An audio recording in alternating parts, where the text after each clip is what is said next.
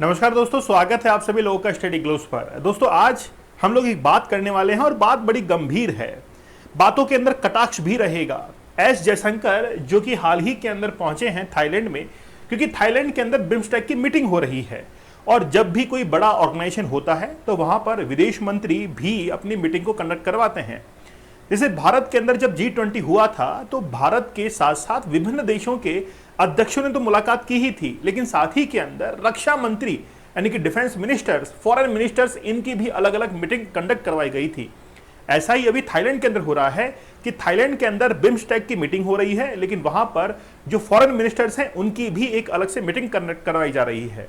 इसी मीटिंग के बीच में एस जयशंकर साहब ये कहते हैं कि भाई आप हमारे नॉर्थ ईस्ट जो स्टेट्स हैं इनके साथ में छेड़खानी मत कीजिए, क्योंकि वो हमारे कनेक्टिविटी के लिए रोल अदा करते हैं। अगर मोहम्मद यूनुस वहां पर ये कहते हैं कि नॉर्थ ईस्ट स्टेट जो है उसके ऊपर हम लोग अब चाइना की मदद से दबाव बनाएंगे, तो कहीं ना कहीं मोहम्मद यूनुस की ये जो जानकारी जो सामने आई है, इससे लगता है कि मोहम्मद यूनुस जो है वो कोई खासा अच्छा जियोपॉलिटिक्स के बारे में नॉलेज नहीं रखता है। एक्चुअली में मोहम्मद यूनुस ने क्लेम किया इंडिया के ऊपर कि नॉर्थ ईस्ट स्टेट जो है वो खासा अब दबाव के अंदर, प्रेशर के अंदर आने वाले हैं, और उसी का जवाब जो है वो एस जयशंकर साहब ने वहां पर दिया है। 2 अप्रैल से लेकर 4 अप्रैल के बीच में प्रधानमंत्री मोदी भी वहां पहुंचे हैं। नेपाल के राष्ट्र अध्यक्ष, बांग्लादेश के राष्ट्र अध्यक्ष, थाईलैंड के राष्ट्र अध्यक्ष, म्यांमार के सभी जो है वहां पर पहुंचे हैं और सभी की मुलाकात बैंकॉक के अंदर हुई है। आप लोग देख सकते हैं कि किस गर्मजोशी के साथ में भारत और पाकिस्तान का भी यहां पर मुलाकात जो है वो हो रही है। अच्छी बात है, पाकिस्तान हमारा ही तो बच्चा रहा है। हमने तो भेजा था कि ठीक है यार, तू अपनी ग्रोथ कर ले, तो अपना विकास कर ले, हमारा ही तो बच्चा रहा है, हमने ही तो आशीर्वाद दिया था। लेकिन आज ये बच्चा जो है वो अपने ही पिताजी को आंखें दिखा रहा है, लेकिन पिताजी इतने कमजोर पड़ने वाले नहीं है। हमने भी जो है वो धूप के अंदर बाल सफेद नहीं किए हैं, आपके तो अभी काले हैं, हमने धूप में बाल सफेद नहीं किए हैं। तुम्हारे जैसे बच्चों को और भी जो है हमने छोड़ रखा है, उसमें बांग्लादेश भी काफी जो है वो आज तनावग्रस्त लग रहा है। चलिए, कल भी हमने लेक्चर जो है उसको देखा था कि किस तरीके से पीएम मोदी जो है वो थाईलैंड गए हैं और वहां पर उनका भव्य स्वागत हुआ है। हम लोगों ने ये भी देखा कि थाईलैंड और इंडिया की जो कल्चरल एक्टिविटीज है वो काफी हद तक मेल खाती हैं। जैसे रामायण की हम लोग बात करें तो रामायण जिस तरीके से हम लोग प्रभु श्री राम को भारत के अंदर मानते हैं, वैसे ही थाईलैंड के अंदर भी वहां पर रामायण जो है वो कंडक्ट करवाई जाती है। हमने कल एग्जाम्पल भी देखा था कि म्यांमार के अंदर मूक रामायण का भी आयोजन होता है। तो बहुत सारी गतिविधियों के अंदर भारत और थाईलैंड जो है वो कल्चरल एक्टिविटीज के अंदर सेम जो है वो दिखाई पड़ते हैं। ठीक है, कल हमने एक छोटी सी कहानी भी देखी थी कि 2004 के अंदर थाईलैंड के अंदर नरसंहार हुआ था। क्यों हुआ था? थाईलैंड के दक्षिणी थाईलैंड के अंदर एक जगह है जो कि इस नाम से जानी जाती है। यहां पर आप लोग देखेंगे पट्टानी, ये जो पट्टानी शहर है ये अलग से एक मुस्लिम देश की मांग कर रहा था। इसी के चलते पहले के थाकसिन सिनावात्रा, जिन्होंने 2004 के अंदर वहां पर नरसंहार जो है करवाया, मतलब नरसंहार के तौर पर बहुत सारे लोगों को बंदी बना लिया था और उनको एक ट्रक में भरकर या एक शब्द जो है वो है ठूस कर वहां पर पहुंचा दिया था, यानी कि एक जेल के अंदर पहुंचा दिया था, जिससे 78 लोगों की मौत भी हो गई थी। उसके बाद में इनकी ही बेटी जो है वो आज पीएम बनी हुई है थाईलैंड की। उस समय की तस्वीर आप लोग देख सकते हैं कि अर्धनग्न अवस्था के अंदर वहां पर लोग सड़कों के ऊपर लेटे हुए हैं और उनके हाथ जो है वो पीछे से बंधे हुए हैं। ये साफ तौर पर दिखाता है कि किस तरीके से ह्यूमन राइट्स जो है उनका ध्यान नहीं रखा गया है और शिनावात्रा जो है वो पीएम बन चुके हैं। इसके बाद में बिम्स्टेक की अगर हम लोग बात करें तो बिम्स्टेक जो है वो बेसिकली जैसे ही प्रधानमंत्री नरेंद्र मोदी वहां पर पहुंचते हैं तो वो जिक्र करते हैं कि म्यांमार के अंदर हाल ही में जो अर्थक्वेक आए हैं और लोगों की वहां पर मौत हुई है, हम लोग इसके लिए सांत्वना जाहिर करते हैं और हमसे जो भी हो पाएगा, जो भी प्रयास हमसे होंगे, जो भी मदद हमसे होगी, हम लोग म्यांमार की करेंगे। लेकिन म्यांमार खुद ही जो है वो अपनी जियोपॉलिटिक्स के अंदर उलझा हुआ है। म्यांमार की जो जुनता है, मतलब वहां की जो जनता है, मैं जुनता इसीलिए कह रहा हूं क्योंकि वहां की जो जनता है उसको जुनता ही कहा जाता है। तो वहां की डेमोक्रेसी पूरी तरीके से कोलैप्स हो चुकी है। वहां पर सेना जो है वो फ्रंट पर आ चुकी है और म्यांमार के अंदर काफी कुछ जो है वो अब देखने को जो है हमको नहीं मिलता है इन टर्म्स ऑफ जियोपॉलिटिक्स। तो इसीलिए म्यांमार के अंदर अभी हाल ही के अंदर देखिए कि अर्थक्वेक जो है वो भी आ चुके हैं और इसके चलते बहुत सारे लोग वहां पे मर चुके हैं। इसलिए प्रधानमंत्री मोदी ने कहा कि हम लोग उसके लिए संवेदना जो है वो व्यक्त करते हैं। अब देखिए कि फोर्थ जो बिम्स्टेक की मीटिंग थी वो काठमांडू के अंदर आयोजित हुई थी 2018 के अंदर नेपाल में, और 2022 में मार्च के अंदर कोलंबो के अंदर वर्चुअल मीटिंग कंडक्ट करवाई गई थी। इस बार 2025 में 6वीं जो है वो सेमिनार हो रहा है और थाईलैंड के अंदर हो रहा है। बिम्स्टेक के अगर आप लोग देशों को देखेंगे तो बांग्लादेश है, श्रीलंका है, इंडिया है, नेपाल है, भूटान है, थाईलैंड है और म्यांमार है। ये सारे देश जो है वो आज बिम्स्टेक के मेंबरिंग कंट्रीज हैं। जयशंकर रिमार्क्स, अब देखिए कहानी अब शुरू होती है। कहानी ये है कि जैसे ही मोहम्मद यूनुस ने ये कहा, देखिए मोहम्मद यूनुस की जो बातें हैं उसको समझकर, उनको सुनकर ये लगता है कि वो व्यक्ति जो है वो थोड़ा सा बचकाना हरकतें करता है और साथ ही के अंदर वो भाग भाग कर चाइना जो है उसका रुख करना उसने शुरू कर दिया है। मैं थोड़ा सा आपको इतिहास से वाकिफ करवा देता हूं। जिस समय क्लिंटन की सरकार थी उस समय 2006 के अंदर नोबेल प्राइज यूनुस खान को मिला था और वो काफी इन्फ्लुएंस थे यूएसए की पॉलिसीज से, और क्लिंटन जो फाउंडेशन है उससे काफी हद तक मदद जो है वो यूनुस खान को मिलती रही है। इसी के चलते जब अमेरिका ने म्यांमार से या फिर बांग्लादेश से, सॉरी माफ कीजिएगा, बांग्लादेश से जब ये मांग की कि आपका मार्टिन आइलैंड हमें दे दीजिए, तो बांग्लादेश की सरकार, शेख हसीना की सरकार ने साफ तौर पर इनकार कर दिया कि हम लोग अपना सेंट मार्टिन आइलैंड अमेरिका को नहीं देंगे। इसके चलते अमेरिका ने कहा कि हम लोग भविष्य में आपको देख लेंगे। उसके बाद में रिजल्ट, परिणाम ये सामने निकल कर आए कि म्यांमार, माफ कीजिएगा, म्यांमार के अंदर नहीं, बांग्लादेश के अंदर जो है वो सरकारें बदल गई और शेख हसीना भागकर 5 अगस्त को भारत के अंदर आ चुकी हैं, ठीक है। और उसके बाद में मोहम्मद यूनुस की सरकार वहां पर बनती है। तो अंतरिम सरकार जो है वो मोहम्मद यूनुस की बनी हुई है। साफ तौर पर जाहिर है कि कहीं ना कहीं मोहम्मद यूनुस यूएसए से इन्फ्लुएंस लग रहे हैं, उनकी इकोनॉमिक पॉलिसीज, उनकी जियोपॉलिटिक्स की जो पॉलिसीज है उनसे इनसे इन्फ्लुएंस जो है वो लग रहे हैं। अब उनका कहना यह है कि भारत जो है वो एक ऐसा देश है जो कि एशिया के अंदर, एशिया पैसिफिक के अंदर सबसे बड़ा देश है और सबसे अच्छी डिफेंस पावर को रखता है, सबसे अच्छी जियोपॉलिटिक्स को रखता है, और वो किसी का कहना नहीं मानता है, वो खुद के हिसाब से चलता है।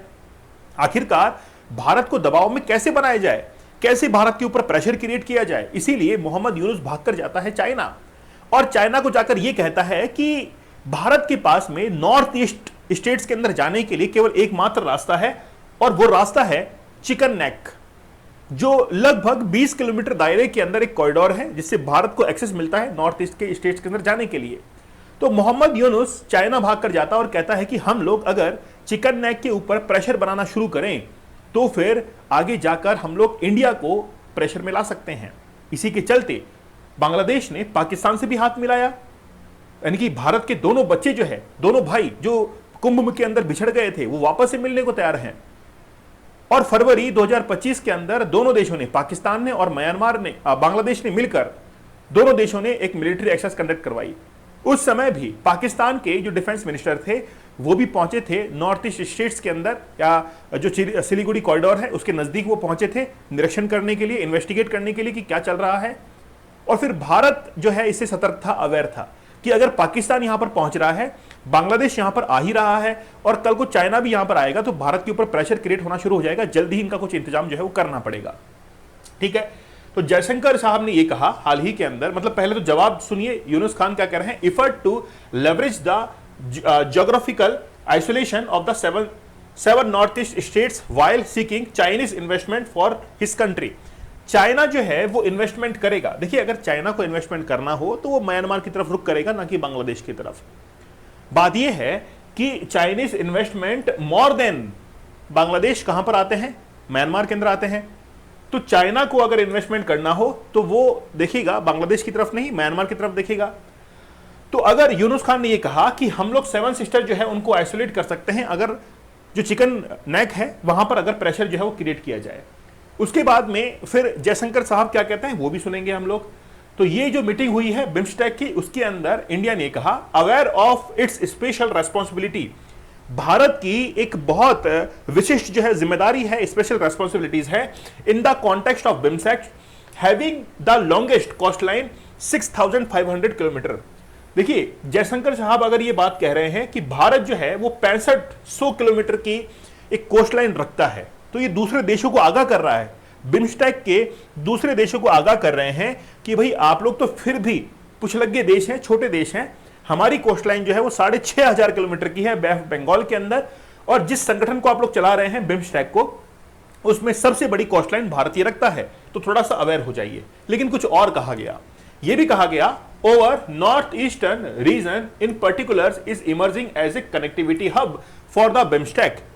बिम्स्टेक के अंदर जितने भी देश हैं उसके लिए कनेक्टिविटी हब के तौर पर हमारे नॉर्थ ईस्ट स्टेट जो है वो काफी हद तक काम करेंगे।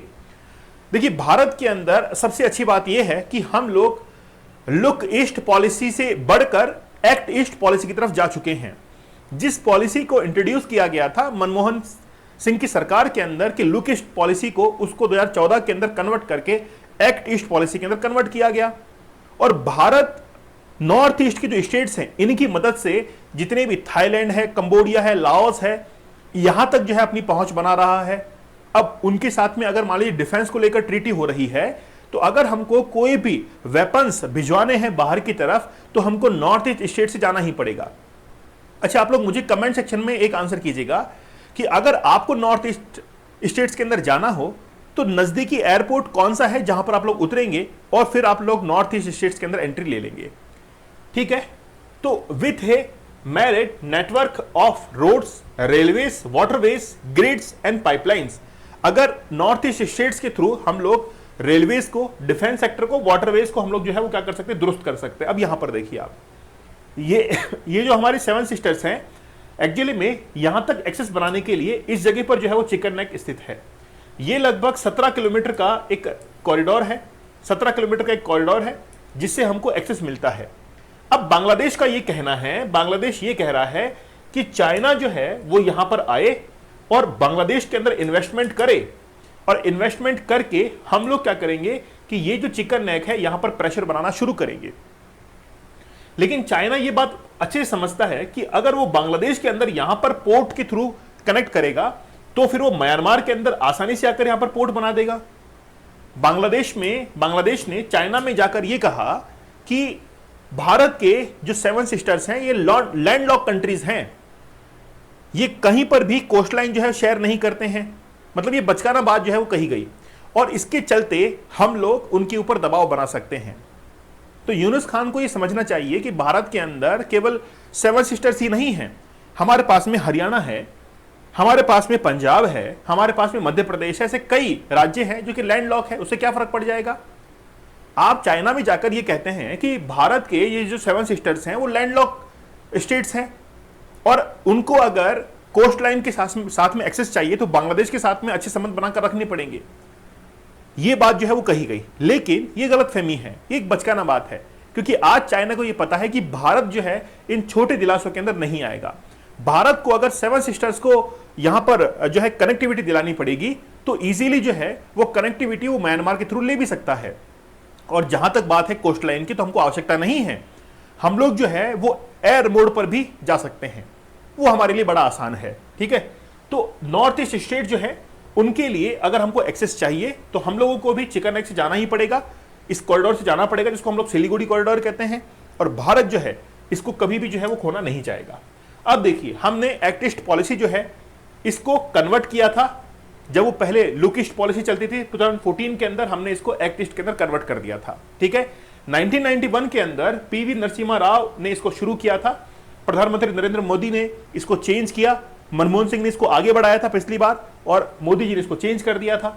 ठीक है, इस पॉलिसी से क्या हुआ, जितने भी आसियान कंट्रीज थे और सार्क कंट्रीज थे उनके साथ में हमको एक्सेस जो है वो ज्यादा अच्छे से मिला, और हम लोग उनके साथ में कनेक्टिविटी बनाते शुरू हो गए।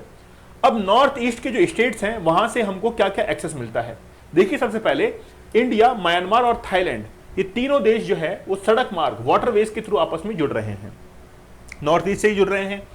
फिर कलादान मल्टी मॉडल जो प्रोजेक्ट है जो कि भारत और म्यांमार के बीच में है, जिससे भारत जो है उत्तर पूर्वी राज्यों से और आसानी से जुड़ सकता है, यह भी कलादान प्रोजेक्ट के थ्रू यहां पर चलाया गया। मैकोंग गंगा जो सहयोग है, मतलब देखिए एशिया की सबसे लंबी नदी है मैकोंग, और दोनों गंगा को आपस में कनेक्ट करते हुए हम लोग अपने एक्सेस को और ट्रेड को बढ़ाना चाहते हैं नॉर्थ ईस्ट स्टेट्स के अंदर, और ये भी हमारे लिए सक्सेसफुल हो पाएगा किसके थ्रू, नॉर्थ ईस्ट स्टेट्स के थ्रू। ठीक है, अगर डिफेंस की बात करें तो रिसेंटली आप लोग को पता है कि डिफेंस मिनिस्टर ने यह भी कहा था कि हम लोग जो है नॉर्थ ईस्ट स्टेट्स के अंदर डेवलपमेंट करेंगे, और हम लोग जो इक्विपमेंट वहां पर सप्लाई करते हैं, जितने भी जो हमारे नॉर्थ यानी कि ईस्टर्न एशियन जो नेशंस हैं, चाहे हम लोग म्यांमार की बात करें, चाहे हम लोग थाईलैंड, वियतनाम, इंडोनेशिया इनकी बात करें, वहां पर हम लोग जो है वेपन्स को सप्लाई करते हैं, वो भी नॉर्थ ईस्ट के स्टेट्स के थ्रू ही होता है। फ्री ट्रेड एग्रीमेंट जो है वो भी इन देशों के बीच में हो चुका है। तो भारत के लिए ये बहुत इंपॉर्टेंट रोल अदा करते हैं हमारे सेवन सिस्टर्स। लेकिन यूनुस खान ने ये कहा कि ये सारे जो है वो लैंडलॉक स्टेट्स हैं और हम इनके ऊपर दबाव बना सकते हैं। ये बड़ी बचकाना बात है। जयशंकर साहब ने कहा कि हम लोग जो है इसके दबाव में नहीं आने वाले हैं। अगर आप लोग ये सोचते हैं कि हम लोग इसके प्रेशर में आएंगे तो हम लोग इजीली जो है एक्सेस कर सकते हैं, हमारे पास में बहुत सारे रास्ते हैं। ठीक है। हाल ही में चीन की यात्रा के दौरान यूनुस ने भारत के पूर्वोत्तर क्षेत्र पर ध्यान केंद्रित किया, जिसकी बांग्लादेश के साथ में 1600 किलोमीटर की सीमा साझा है। चीनी निवेश के लिए भी इन्होंने प्रयास किए। चाइना को कहा कि यहाँ पे आकर जो है इन्वेस्टमेंट कीजिए। उन्होंने कहा भारत के 7 राज्य, जिन्हें 7 बहनें कहा जाता है, वो भारत के एक भू आबद्ध मतलब लैंडलॉक एक क्षेत्र है। उसके पास में समुद्र तक पहुंचने का कोई रास्ता नहीं है। हम इसे पूरे क्षेत्र के लिए समुद्र का एकमात्र संरक्षक है। इससे बड़ी संभावनाएं खुलती है। यह चीनी अर्थव्यवस्था का विस्तार जो है वो हो सकता है। मतलब वो उनको समझा रहे हैं, चाइना जाकर समझा रहे हैं कि यहां पर इन्वेस्टमेंट करो, आपका इकोनॉमी जो है और एक्सपांड करेगा। चाइना को पता है कि हम लोग अगर बांग्लादेश के अंदर आकर इन्वेस्टमेंट करेंगे, इससे बढ़िया है कि हम लोग म्यांमार के अंदर इन्वेस्टमेंट करेंगे। ठीक है। 5 members of the grouping were hit by Trump's discounted reciprocal tariff. अब आप लोग को पता है 2 अप्रैल जो कि लिबरेशन डे अनाउंस किया गया यूएसए के द्वारा, टैरिफ जो है वो इंपोज कर दिए गए। अब इससे जो 5 मेंबर्स हैं बिम्स्टेक के, उनके ऊपर इफेक्ट पड़ने वाला है। क्या? Sri Lanka and Myanmar both 44%, Bangladesh 37%, Thailand 36% और इंडिया जो है 26% तक यहां पर टैरिफ लग रहे हैं। अब बताइए सबसे ज्यादा इफेक्ट किसके ऊपर पड़ा? देखिए आप, बांग्लादेश वो कैसे बच पाएगा? आज वहां पर डेमोक्रेसी कोलैप्स कर रही है। श्रीलंका के अंदर देख लीजिए हालत खराब है, म्यांमार में हालत खराब है। तो आज वो कैसे बिना भारत के अपना काम जो है चला सकते हैं? तो आज जो बातें चल रही हैं बिम्स्टेक के अंदर, हम तो ये चाहते हैं कि आज यूएसए के ऊपर निर्भरता कम हो। यूएसए टैरिफ लगा रहा है तो भारत के लिए एक अपॉर्चुनिटी ये हो सकता है कि जहां जहां यूएसए का मार्केट खत्म हो रहा है या जहां से यूएसए इंपोर्ट अब नहीं करेगा, वहां इंडिया जो है वो एक्सपोर्ट करना शुरू करे, या फिर वहां पर इंडिया जो है अपना मार्केट दे सकता है। तो भारत के लिए एक बहुत अच्छा मार्केट जो है डेवलप हो सकता है। साथ ही के अंदर नॉर्थ ईस्ट की चिंता बांग्लादेश को करने की आवश्यकता नहीं है, हम संभाल लेंगे उसको अच्छे से, आपको चिंता करने की आवश्यकता नहीं है।